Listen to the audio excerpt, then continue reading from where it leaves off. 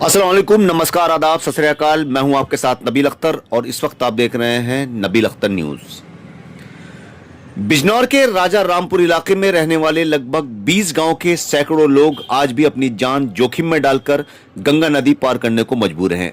दशकों से स्थानीय ग्रामीण नाव पर ट्रैक्टर ट्राली चढ़ाकर नदी पार करते हैं, लेकिन उनकी समस्या सुनने वाला कोई नहीं। नेता चुनाव में वादे करते हैं, लेकिन चुनाव खत्म होने के बाद यह इलाका एक बार फिर बदहाली के अंधेरे में डूब जाता है। ये बिजनौर का राजा रामपुर इलाका है, जहां विकास की तस्वीर अक्सर नेताओं के भाषणों में तो दिखती है, लेकिन जमीनी हकीकत इससे बिल्कुल उलट है। यहां लगभग 20 गांव के लोग हर दिन मौत को मात देते हुए गंगा नदी पार करते हैं।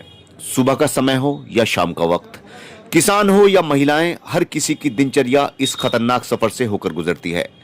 गंगा का तेज बहाव, उफनती धारा और उसके ऊपर डगमगाती लकड़ी की नाव। इस नाव पर चढ़ाई जाती है ट्रैक्टर ट्राली और फिर शुरू होता है जोखिम से भरा सफर। खेतों में बुआई हो या कटाई, किसानों को इसी रास्ते से अपनी फसलें एक तरफ से दूसरी तरफ ले जानी पड़ती हैं। रोजाना सैकड़ों किसान और मजदूर इस खतरे को झेलते हैं, क्योंकि इनके पास कोई दूसरा रास्ता नहीं है।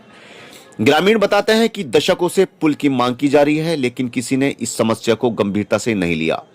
चुनाव आते हैं तो नेता यहां मौजूद होते हैं, बड़ी बड़ी बातें करते हैं, गांव के मंदिर में कस्में तक खाते हैं और पुल बनाने का वादा करते हैं, मगर जीत के बाद ये इलाका फिर से अपनी किस्मत पर छोड़ दिया जाता है।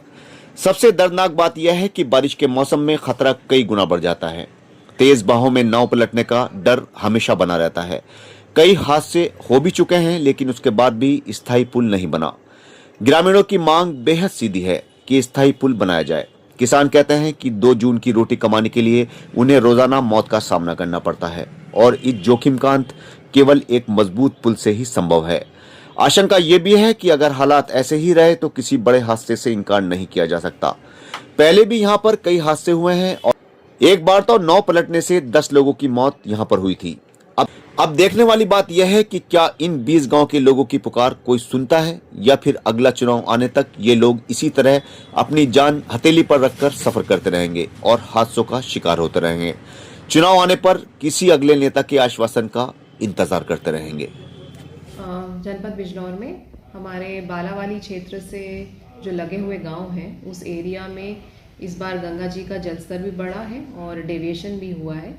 इस वजह से कुछ समस्याएं वहाँ के कृषकों को आ रही हैं और जैसा कि आप वीडियो द्वारा भी सोशल मीडिया पर अभी संज्ञानित हुआ है कि वहाँ पर लोगों को पार करके जाना पड़ता है बोट के माध्यम से खेती करने के लिए, और अपनी फसल ले जाने के लिए भी उनको बार बार नदी को पार करना पड़ता है। इसका संज्ञान लेते हुए PWD से वार्ता करी गई। पूर्व में यहाँ पे एक पुल बनाने का प्रस्ताव भेजा गया था, जो किसी कारणवश अभी पेंडिंग चल रहा है।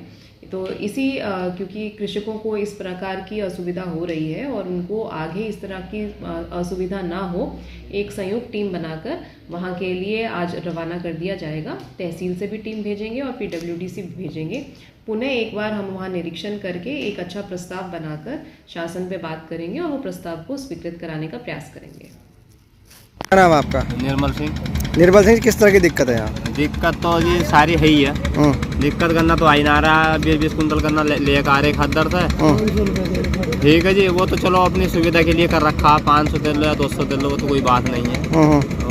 तो उसमें तो अपना हिसाब रहा है। रही दूसरी बात, हमने 10-15 फेरी ज्ञापन दिया बीनोर और उनको बात पहुँचा देंगे, फाइल चल रही, चल कुछ नहीं रहा।